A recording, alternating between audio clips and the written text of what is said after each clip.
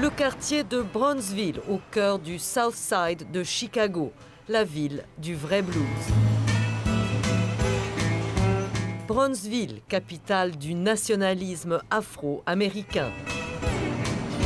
Ces rues ont vu naître le premier maire noir de Chicago, le premier monument aux soldats noirs, la première ligue de baseball.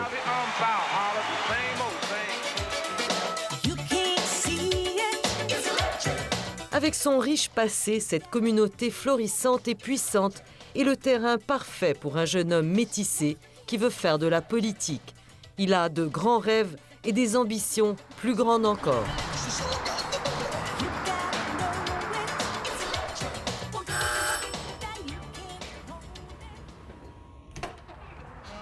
Good morning. How are you? Thank you. Barack a travaillé ici.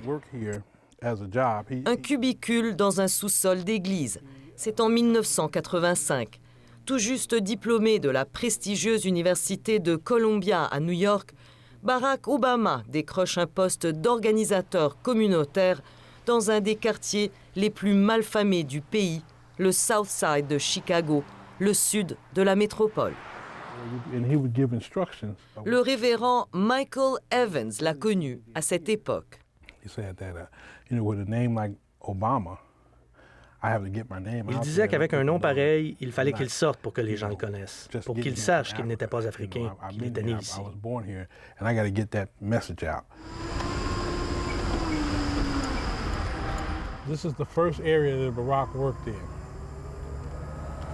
C'est ici que Barack a commencé. Il a sonné à ses maisons, ses appartements. Barack Obama lance des projets d'habitation et de zonage. Mais son but, c'est de se faire un réseau de contacts dans une zone défavorisée, mais riche en électeurs. Il commence sa conquête du peuple en rencontrant les groupes communautaires et les leaders des églises du South Side.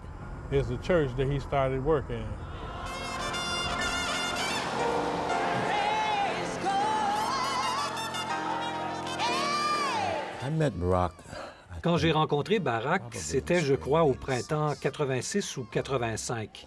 Il était venu sonner à ma porte. What did he want from you? Well, that was my first question. What is it you really want from me? He said, C'est ce que je lui ai demandé. Qu'est-ce que vous voulez vraiment? Il voulait savoir ce qui était important pour moi, ce que je pensais de la communauté. Barack Obama est inspiré par Martin Luther King, qui a mené un de ses grands combats pour l'égalité à Chicago. Mais il veut autre chose, de plus grand encore. Il veut le vrai pouvoir.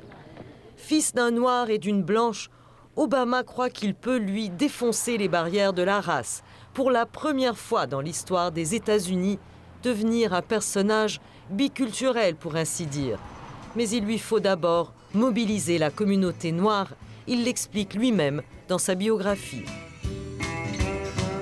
Change will come from a mobilized grassroots. That's what I'll do. I'll organize black folks at the grassroots for change. And my friends, black and white, would heartily commend me for my ideals. I can construct a certain logic to my decision. Show how becoming an organizer was part of that larger narrative. Il se faisait encore appeler Barry Obama quand il est arrivé à Chicago. Barack, ça ne faisait pas assez américain. Il a été élevé par sa mère et ses grands-parents blancs dans un milieu blanc. Il connaîtra à peine ce père kényan qu'il abandonne à l'âge de 2 ans. Kansas, Hawaï, Indonésie, New York, sa mère se remarie, il voyage. Ce n'est pas le parcours classique d'un Afro-Américain. And it was always amusing when I heard people initially suggesting, Ça m'amusait toujours d'entendre les gens commencer par dire qu'ils n'étaient pas assez noirs, qu'ils n'avaient pas assez d'expérience comme noirs. Doyen de la scène politique de Chicago, le représentant démocrate Danny K. Davis connaît Barack Obama depuis presque 20 ans. Barack Obama, un nationaliste noir? D'après moi, non. Il a seulement participé comme moi à des réunions d'associations noires, à des réunions locales. C'est à Chicago qu'Obama aiguisera ses talents d'orateur, qu'il apprendra le style plus passionné d'un Martin Luther King.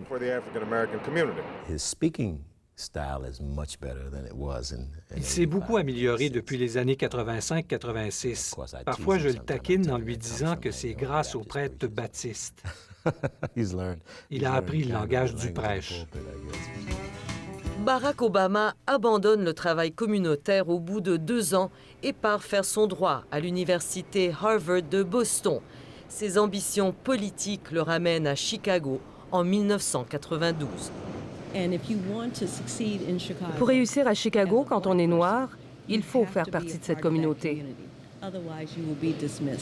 La stratège démocrate Delmarie Cobb n'est pas une fan de Barack Obama. Un homme qui, selon elle, s'est parachuté dans la communauté noire de Chicago uniquement par intérêt politique.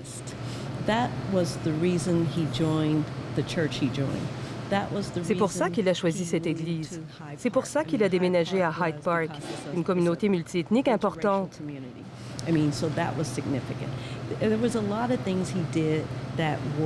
Il a fait beaucoup de choses par intérêt stratégique, pour se mettre en avant. This is the room where Senator Obama taught constitutional law. Obama est déjà une star pour les étudiants en droit de l'Université de Chicago. Ils font la file pour s'inscrire à son cours. Ses talents de raconteur sont déjà très évidents. He tells a story well, and he's enthusiastic about it. And of course, Constitution is his love. Autrefois homme politique, juge et avocat, Abner Mikva a été un des mentors de Barack Obama. But I think early on he realized that if he wanted to get things done in this country, politics is the best way to get them done. À Chicago, qui dit politique dit réseautage. Obama l'a compris. Il devient le directeur d'un projet communautaire Project Vote, dont le but est d'inscrire les résidents des quartiers défavorisés sur les listes électorales. Il réussira à en inscrire plus de 100 000 dans le South Side. Sa base électorale est en place. Je ne sais même pas s'il savait lui-même où il allait. Lorsque les gens disaient qu'il irait jusqu'à la présidence, il disait en riant que c'était flatteur que les gens aient une aussi haute opinion de lui. Mais ce n'était vraiment pas ça qu'il cherchait. Il rit, mais il rédige pas une, mais bien 2 autobiographies. Il veut à tout prix faire connaître ce nom exotique au-delà des frontières du South Side. They don't always say it right. Sometimes they call me Alabama. They call me your mama. Derrière l'homme souriant et décontracté, un politicien qui joue dur. En 1996, Barack Obama brigue l'investiture démocrate pour un siège au Sénat de l'Illinois. Il éliminera ses adversaires démocrates sans trop de cérémonie, en employant des techniques douteuses, mais parfaitement légales. On met en doute la validité des signatures, un petit jeu politique auquel on joue souvent ici à Chicago. L'équipe d'Obama conteste systématiquement toutes les signatures des électeurs qui appuyaient les candidatures de ses adversaires démocrates. Il veut surtout supprimer sa grande rivale Alice Palmer, une politicienne activiste très populaire. Obama fait ainsi rayer les signatures de centaines d'électeurs qui ne l'appuient pas en invoquant des raisons techniques, noms mal écrits, numéros d'appartements illisibles, etc. Here comes Barack Obama out of Harvard using political tactics of the machine to get rid of the Palmers and then calling himself progressive. And I guess, listen, if you want to believe it, you know? Obama se fait élire en employant de bonnes vieilles méthodes politiques, celles-là même qu'il promet de changer. Après tout, son slogan, c'est le changement.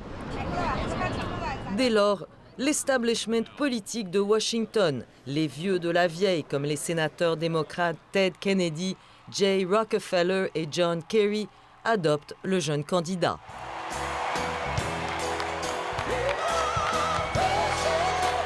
Il y a 4 ans, c'est John Kerry, alors candidat démocrate à la présidence, qui demande à Obama de prononcer le grand discours de la Convention de Boston.